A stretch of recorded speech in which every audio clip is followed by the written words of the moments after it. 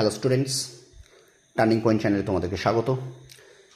তোমাদের সামনে এখন আমি নিয়ে এসেছি বাংলার গভর্নর থেকে নোটস ক্লাসটি নেব। এটি প্রথম পার্ট। টার্নিং পয়েন্ট চ্যানেলে চলছে রেলের এনটিপিসি ও গ্রুপ ডি ক্লাস।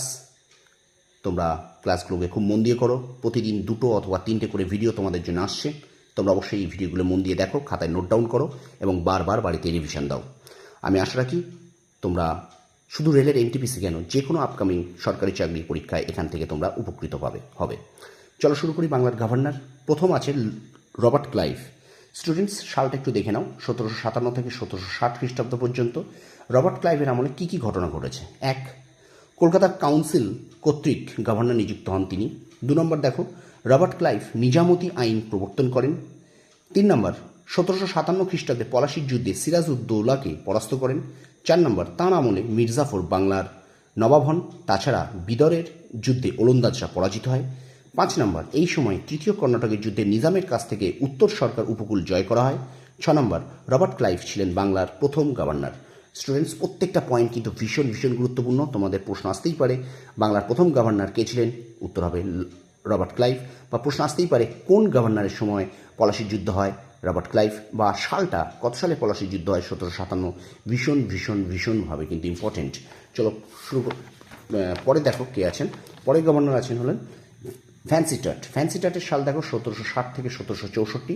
তার আমলে কি গুরুত্বপূর্ণ ঘটনা ঘটে না, 1 নম্বর, ফ্যান্সিটাট মির্জাফরকে সরিয়ে মীর কাসিমকে বাংলার সিংহাসনে বসান।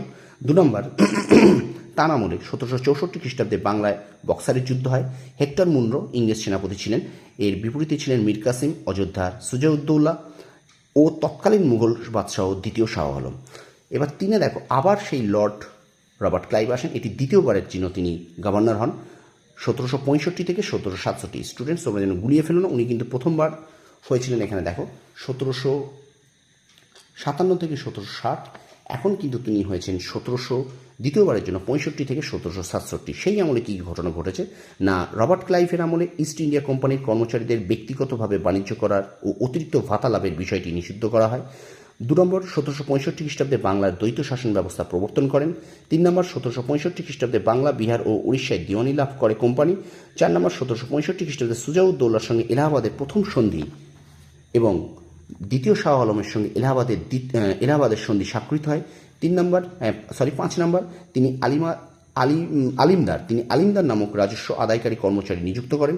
6 নম্বর, রাজস্ব আদায়ের দায়িত্ব নবাবের হাতে রেখে ক্লাইভ নবাবের প্রতিনিধি রূপে রেজা খান ও সিতাব রায়কে নিয়োগ করেন। স্টুডেন্টস, প্রত্যেকটা পয়েন্ট কিন্তু ভীষণ গুরুত্বপূর্ণ। তোমরা প্রত্যেকটা পয়েন্ট আরও একবার দেখে নাও এবং এখান থেকে আমি আশা রাখি যে কোনো সরকারি চাকরি পরীক্ষায় তোমরা এখান থেকে উপকৃত হবে।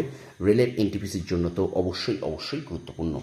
স্টুডেন্টস, ভিডিওটি যদি ভালো লেগে থাকে আমার চ্যানেলটা সাবস্ক্রাইব করো, শেয়ার করো, আর তোমরা খুব মন দিয়ে পড়াশোনা করো। তোমরা সফল হও, তোমাদের সাফল্য কামনা করি। ধন্যবাদ।